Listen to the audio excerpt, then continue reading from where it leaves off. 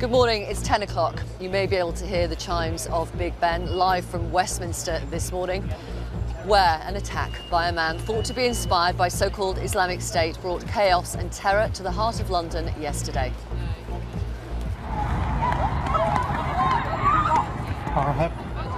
The man killed 3 people and left 29 others needing hospital treatment before being shot dead outside the Houses of Parliament. Anti-terror police have not released the attacker's name, but confirmed they've made 7 arrests in raids around the UK.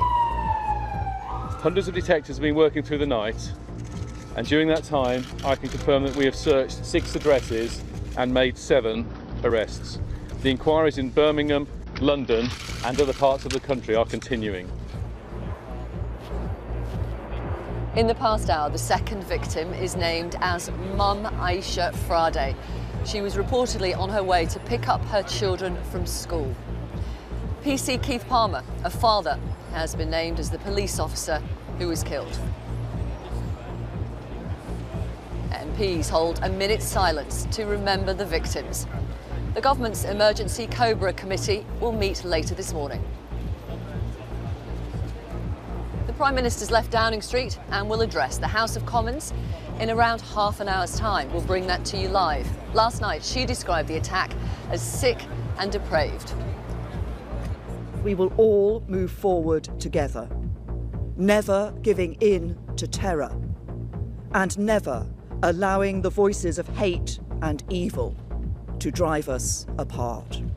Here inside Parliament, staff, MPs and peers return to work as normal in a calculated act of defiance, with tributes to be led shortly by the Prime Minister for those murdered in yesterday's slaughter.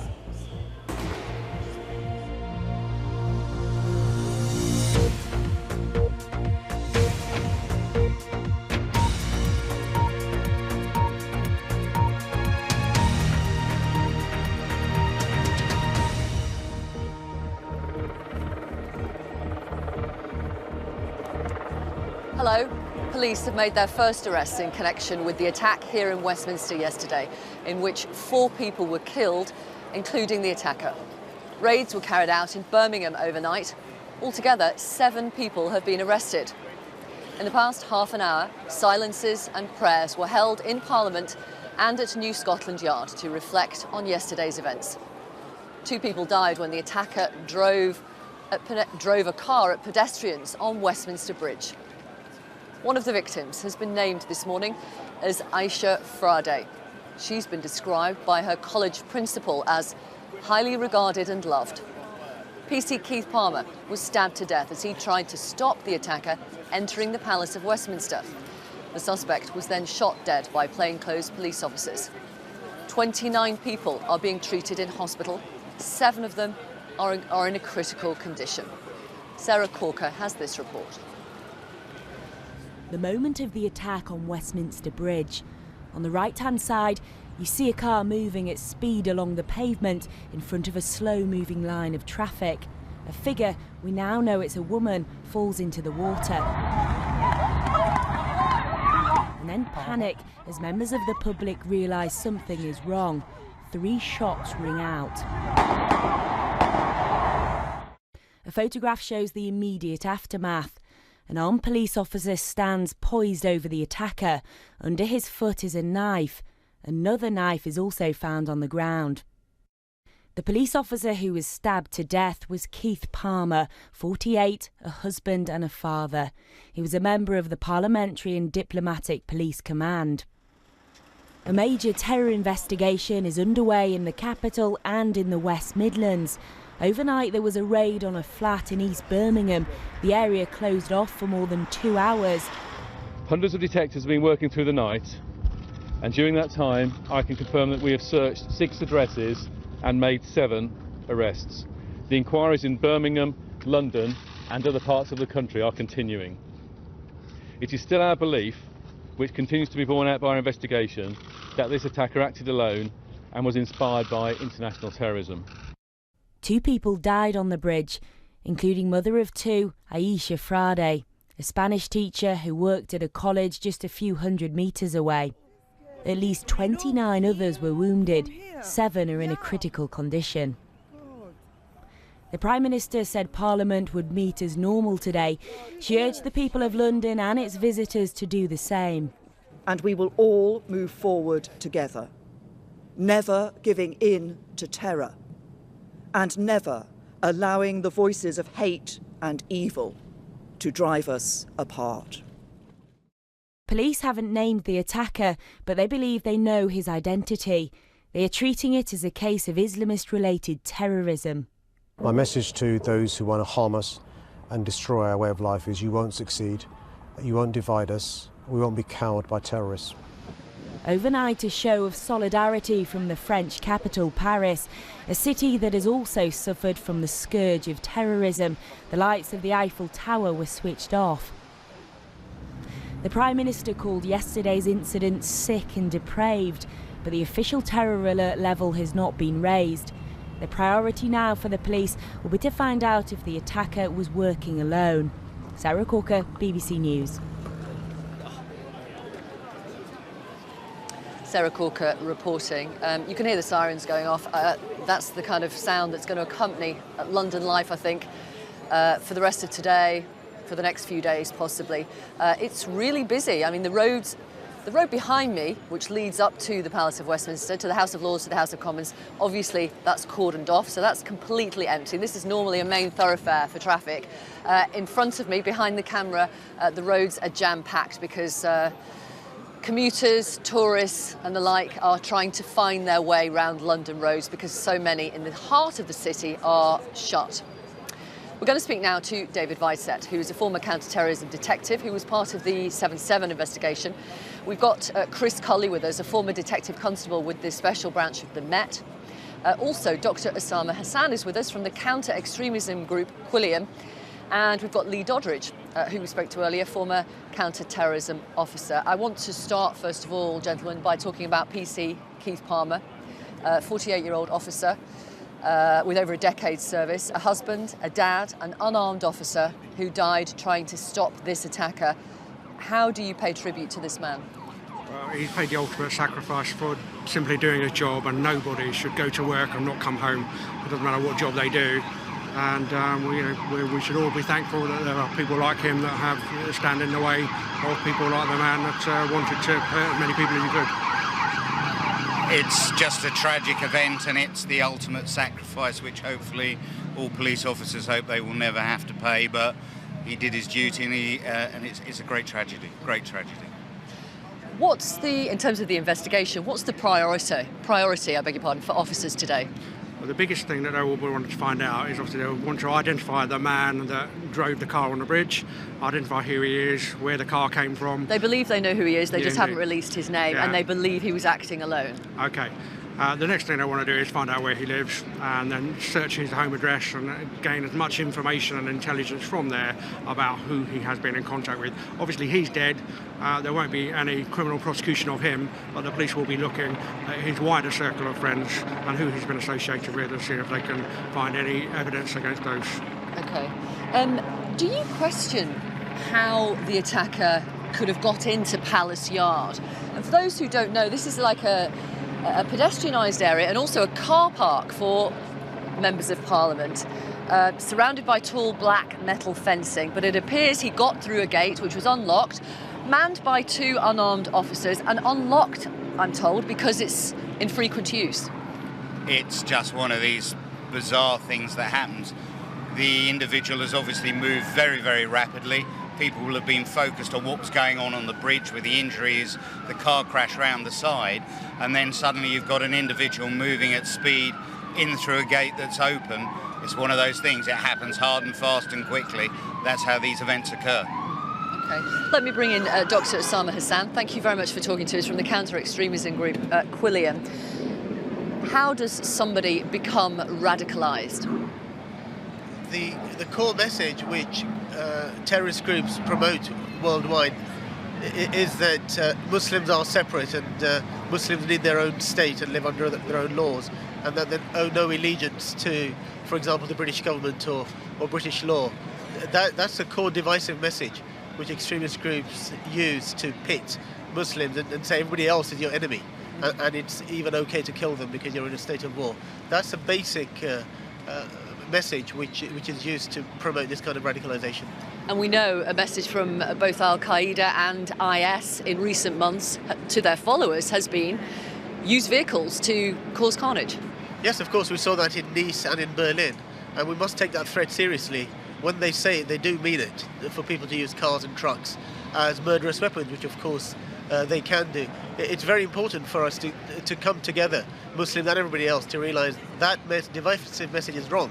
We are united as citizens of Britain, and society is built on trust, including that vehicles stay in lane and don't become weapons of murder.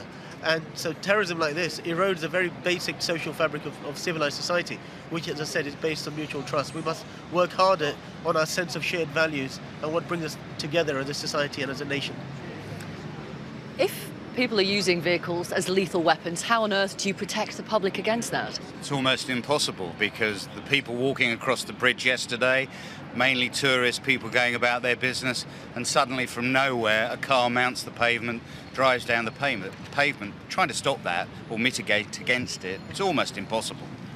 I think Westminster Bridge is quite unusual in terms of when we look around the streets here. We have lots of things which we call street furniture, lampposts, bins and park benches, all of those sorts of things. But Westminster Bridge is very unusual. There's nothing on it at all. And if you do have a long straight run of nothing and you can get a vehicle on the pavement, as Chris says, there's hundreds of people on the pavement looking at Big Ben. And if you do get a vehicle up there, you've got a free run. And I think it's a weakness that we need to identify, because looking at what's going on in mainland Europe, it's not the marauding firearms attacks which we're seeing. We're seeing these low-grade attacks with knives, blunt weapons, cars and lorries and things like that, and that's where we need to be investing our money and investing in what we, looking at how we protect people. Okay. Lee Doddridge, for you as a former counter-terrorism officer, what security flaws have been exposed as a result of yesterday's attack, would you say? I wouldn't actually say that it's exposed any flaws whatsoever. It's interesting to see where the vehicle hits the outer perimeter wall, because that's where the external hostile vehicle mitigation stops. But at that point in New Palace Yard, the protection is inside.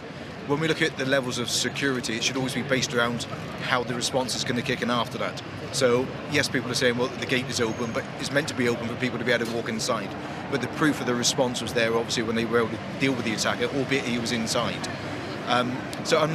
There are no flaws at the moment that are standing out. We can always look back in hindsight, but it was interesting this morning to see additional measures being taken down the road just behind us there in forms of the National Barrier Asset.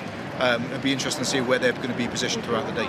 Okay. We've been told to expect, Acting Deputy Commissioner Mark Rowley said last night, look, there will be more armed police on the streets, something that people will have to get used to for the short term at least. Yes, indeed. And we need to give our support to these officers. There's been a lot of stuff in the media, a lot of bad press about them walking here and buying sandwiches in Tesco's and things like that. But these people are doing a very important job, and we need to get our full support behind them. Okay. Thank you all very much. We appreciate your time. Thank you very much, gentlemen. Let's go to Birmingham now, where police say they have made several arrests, and our correspondent Phil Mackey is there. Hi, Phil. Yeah, hi Victoria. I'm just in front of the flats where these arrests happened last night. The brown door there leads upstairs to two flats which are above a Persian restaurant. It happened at about 11 o'clock last night. The very busy Hagley Road, which you can't see but you can probably hear in the background, was brought to a standstill. They closed it off, and everybody in these restaurants and who were in the shops and the pub along here at that time was told to stay put. They were held on lockdown until about 1 o'clock in the morning when they were let go. I've just been talking to one of the people who lives in one of the neighbouring flats, and he was able to take some pictures out of his window looking down here, and you can see that at around 11 o'clock 2 or 3 unmarked vehicles pulled in, armed officers got out, and then they went in through that door. A little later on, eyewitnesses said that they saw 3 people being taken away. We haven't had it confirmed that they've been arrested, but we are assuming that these 3 people were part of those investigations to which the Met have referred to earlier on today.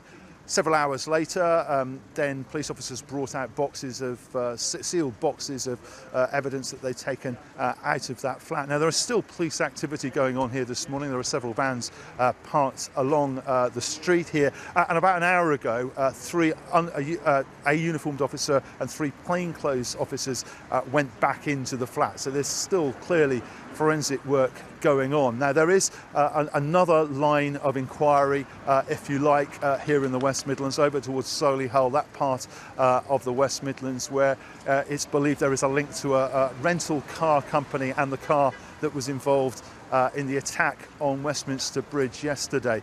We don't have any of the names of any of the people who were taken out of that flat. I should say that although we're in Edgbaston, we're on the north side of the Hagley Road, so we're really kind of on the edge of Ladywood. Edgbaston, one of the most expensive places to live in the city. Ladywood's certainly the poorest district, not just in this city, but one of the 3 poorest in the whole country. This is an area where you get people from lots of different countries living. It's a very transient population, lots of flats, people come and go all the time. So the neighbours that I've been speaking to weren't necessarily particularly sure who lived in the flat, which was the scene of all the investigations last night, and it continues to be so today. Victoria. Thank you very much, Phil. Phil Mackey reporting live from Birmingham. Good morning.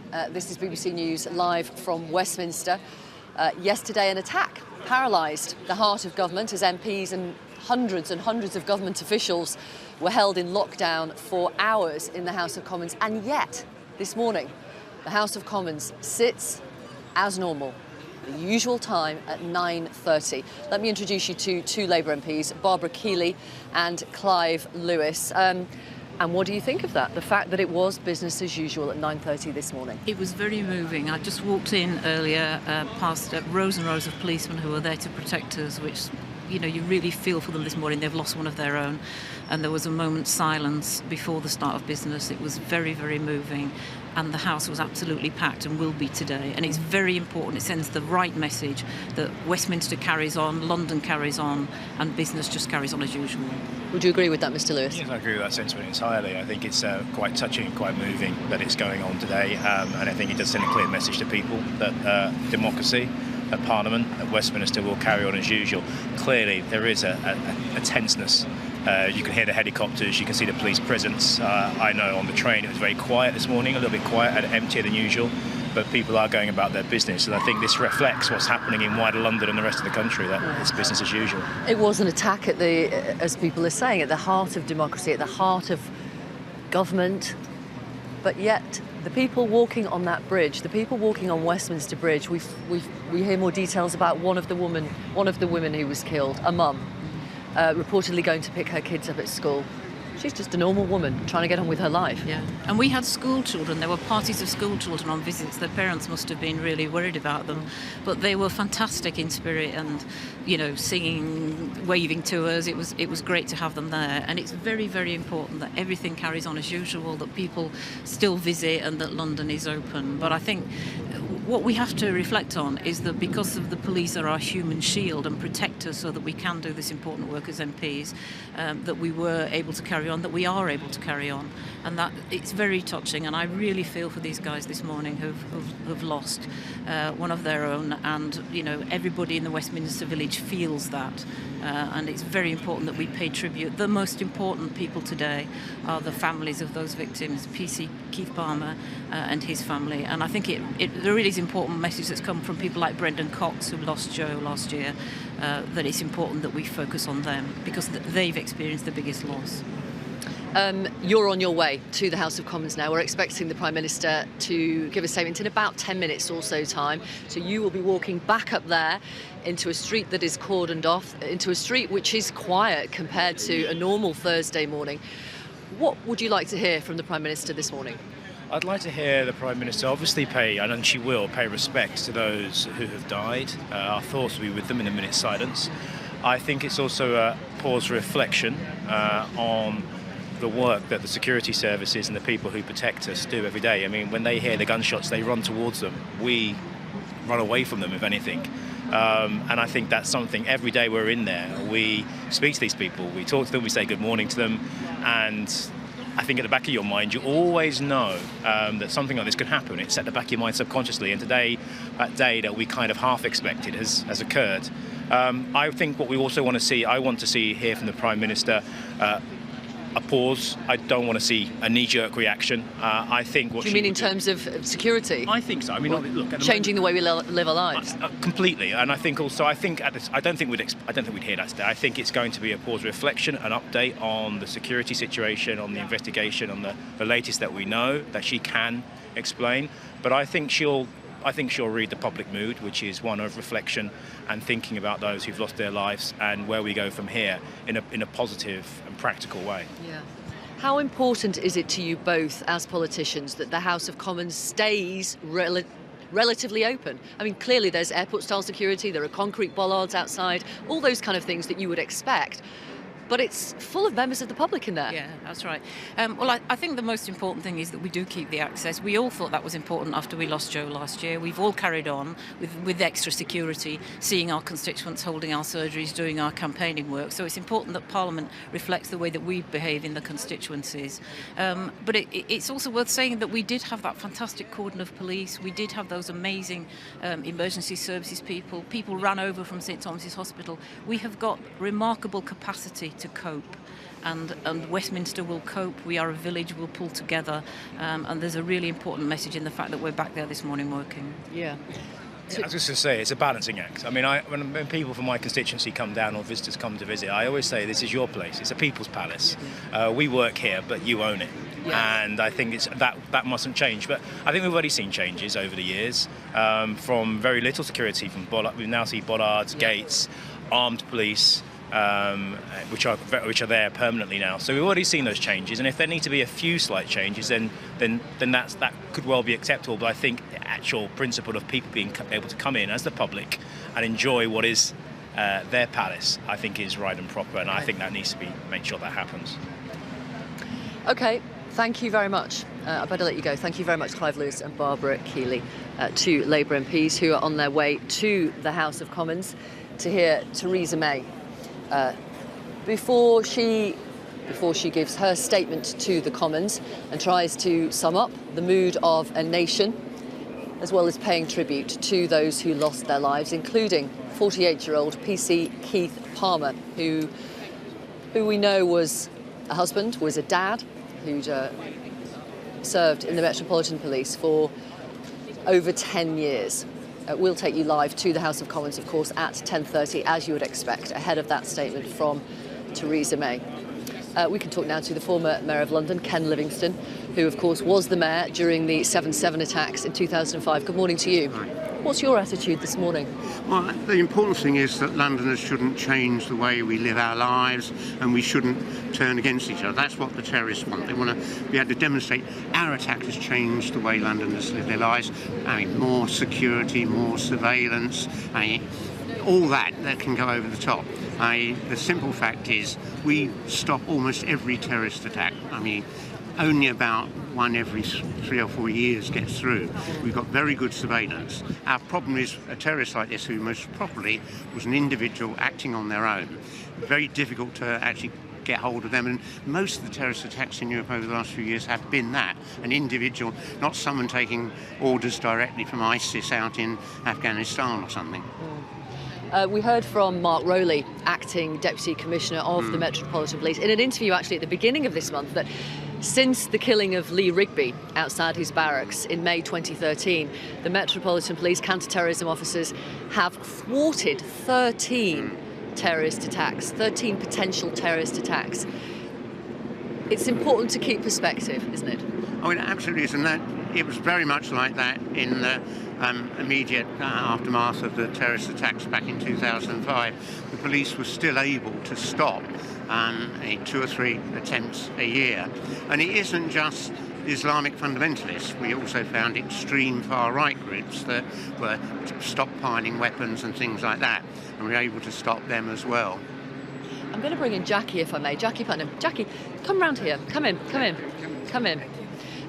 Jackie is a survivor of the London bombings in July 2005. Goodness, how were you feeling yesterday? Terrible. I was working not too far from here, and saw it on the news. And it felt as if it was happening again. And what I was thinking was what I'm sure lots of us were thinking, which was, oh no, not again. It surprised me because we're 11 years on and you think that you're doing fine, everything's wonderful, you've got it all under control, but then it takes the legs out from under you again. I know that you're on a WhatsApp group with other survivors that's right. from 7/7, and I'm guessing that there were messages going around amongst you. Absolutely. Everybody wanted to check where everybody was. Is everyone okay? People were just posting in, yes, I'm feeling, this is how I'm feeling, and the warmth of it was tremendous. It made such a difference to know that there were people who were just, it was like just the comfort of it. Support was group, huge. yeah. It was huge. Yeah. Yes. I'm just hearing actually that police announcing they have made 8 arrests. We were reporting earlier it was 7. We're now told from the Metropolitan Police they have made 8 arrests in connection with what happened at Westminster yesterday. But Jackie, you are back here today. You work not far from here. You're here. Yes, I am. That's an amazing thing. Well, it's a fight I fight every day. Really?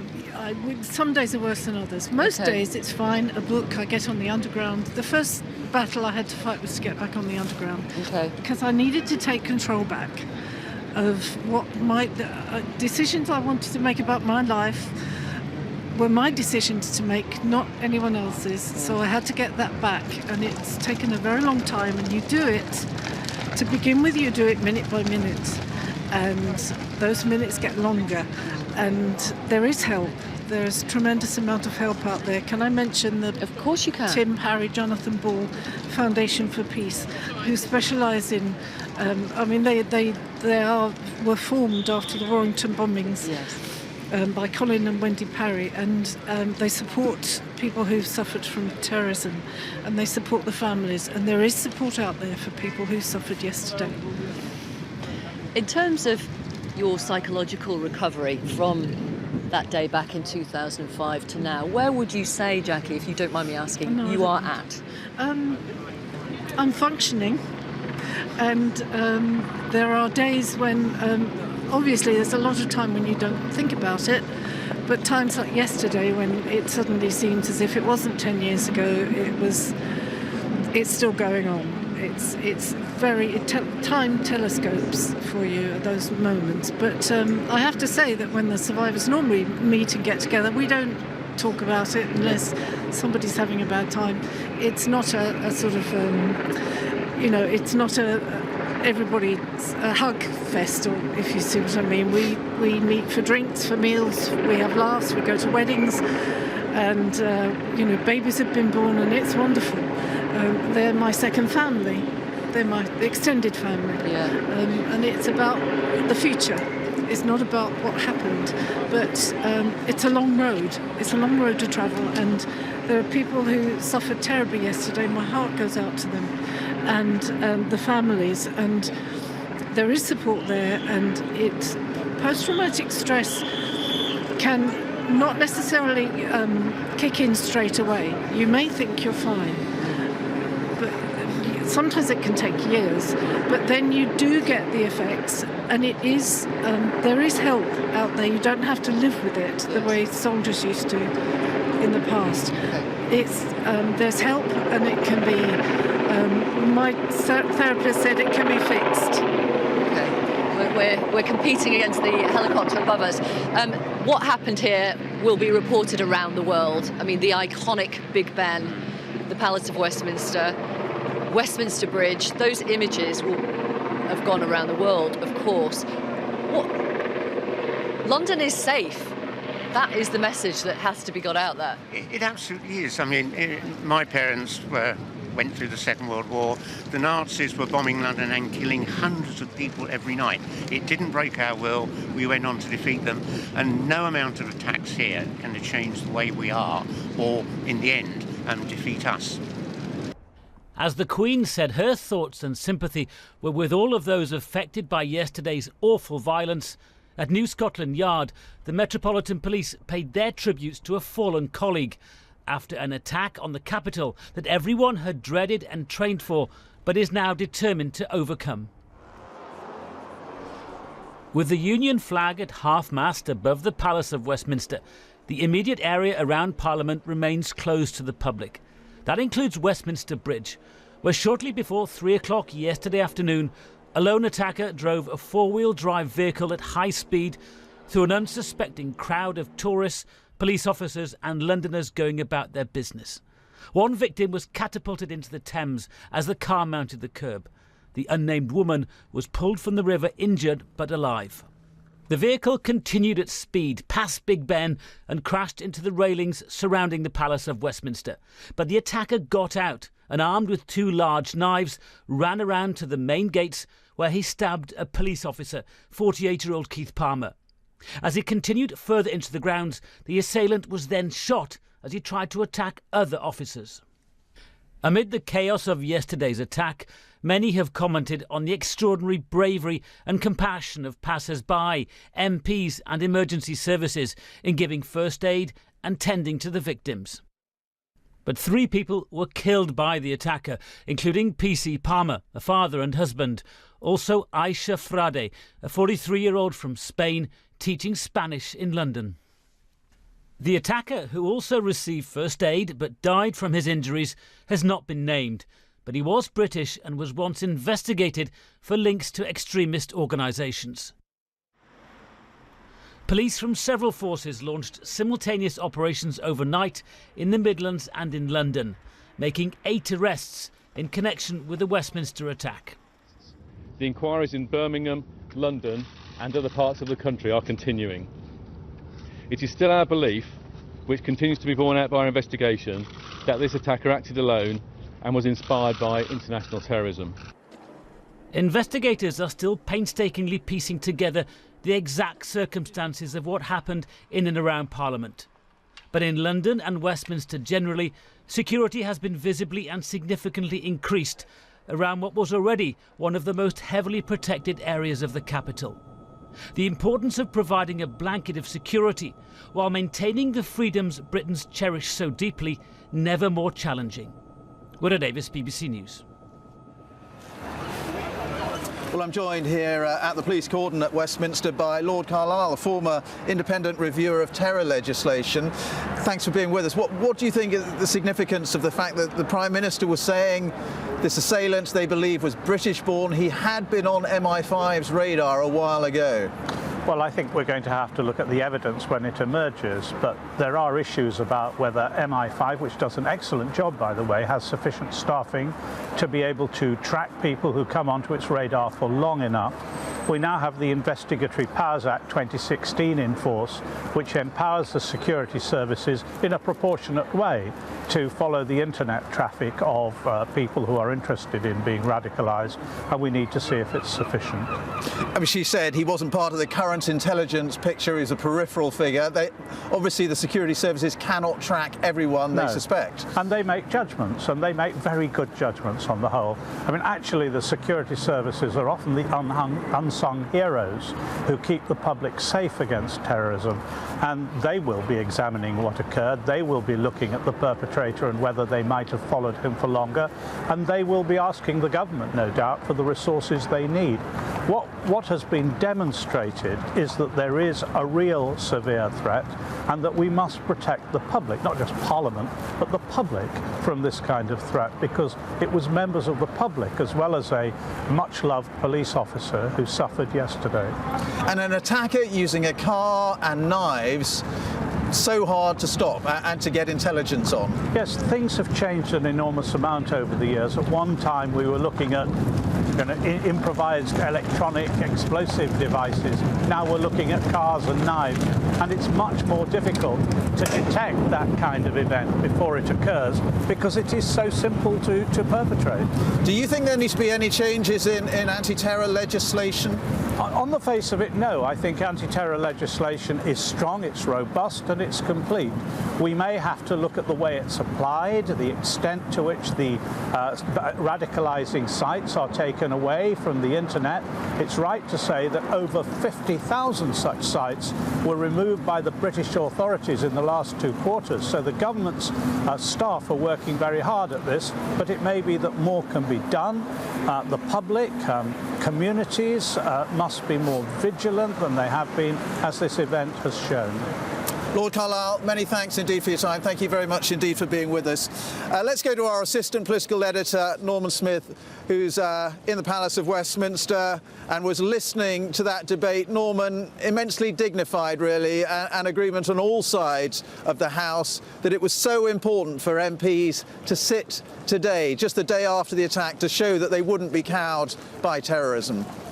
Yeah, Ben, it was clear that many MPs made a real effort to make sure they were in the chamber, to cancel trips away as a visible symbol of defiance. But I have to say, in the last few minutes, we've been getting a bit more detail, potential detail about events yesterday, and the BBC understands that the attacker was shot dead by one of the Defence Secretary's security detail. Now, that would fit in, it's not been confirmed, but that would fit in with what we know of yesterday, because of course MPs, and that includes ministers and the Prime Minister, were voting as the attack took place, and they would have been going along, many of them at the back of Palace Yard, through the cloisters, which leads through to the Commons chambers. Several MPs talked about how they were told to get down and they saw the police firing.